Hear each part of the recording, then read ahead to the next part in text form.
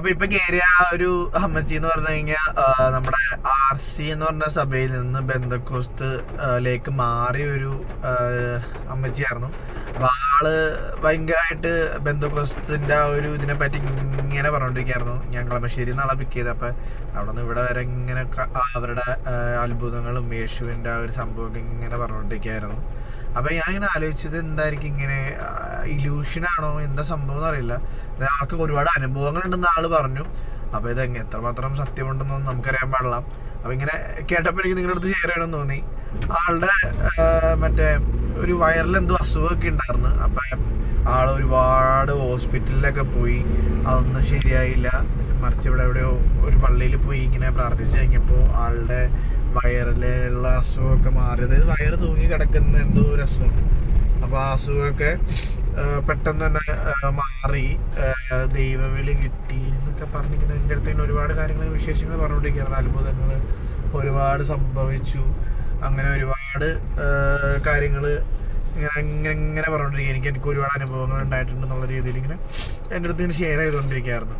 അപ്പം ഞാനിങ്ങനെ ആലോചിച്ചത് ഇതെങ്ങനെയായിരിക്കും, ഇത് ശരിയാ, എങ്ങനെയാണ് ഇത് ഇങ്ങനെ മാറുന്ന ഒരു മരുന്നിലോ അല്ലെങ്കിൽ എന്ത് കാരണത്താലാണ് ഇങ്ങനെ പെട്ടെന്ന് ഒരു ദിവസം എങ്ങനെയായിരിക്കും ഇതങ്ങനെ അസുഖമൊക്കെ മാറുന്നതെന്നുള്ളത് എനിക്കറിയില്ല. അപ്പം നിങ്ങൾക്ക് അറിയാമെങ്കിൽ നിങ്ങൾ എന്തായാലും കമൻറ്റ് ചെയ്യുക.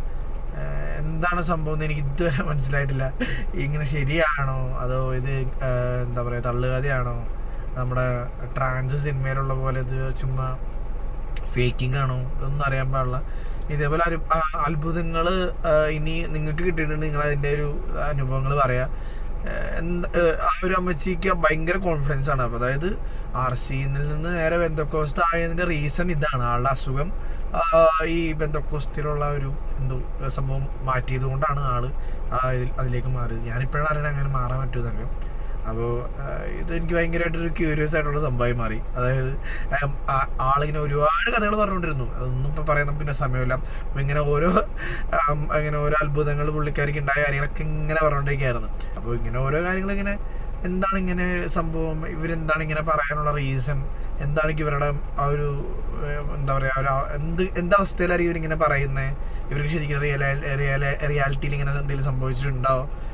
എൻ്റെ അടുത്ത് ദൈവത്തിനെ കണ്ടു എന്നൊക്കെ പറയണ്ടായിട്ടോ, ദൈവത്തിനെ കണ്ടു എന്നൊക്കെ പറഞ്ഞു. അതൊക്കെ അതാണോ അവരുടെ ഇമാജിനേഷൻ ആണോ എന്താ സംഭവം എന്നൊക്കെ അറിയാൻ പാടില്ല. നിങ്ങൾക്ക് അറിയാമെങ്കിൽ നിങ്ങൾ എന്തായാലും കമൻറ്റ് ചെയ്യുക എന്താ സംഭവം എന്നുള്ളത്.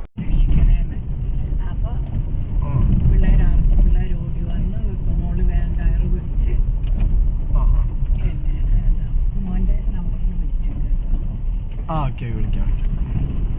ഒരു പോറല് പോലും കേട്ടില്ല, അത്രയും കുത്തുകുത്തിയില്ല. ഒരു 150 മനുഷ്യർ പേരിക്ക് വന്ന് വണ്ടി വിളിക്കാൻ വന്നു, മെഡിക്കൽ കോളേജിൽ പോകാനൊക്കെ വേണ്ടി ദൈവം സഹായിച്ചു, ഒന്നും പറ്റില്ല. ഇങ്ങനെ ഒത്തിരി ഇത് പറഞ്ഞാൽ തീരാത്ത അനുഭവങ്ങളാണ് എനിക്ക്.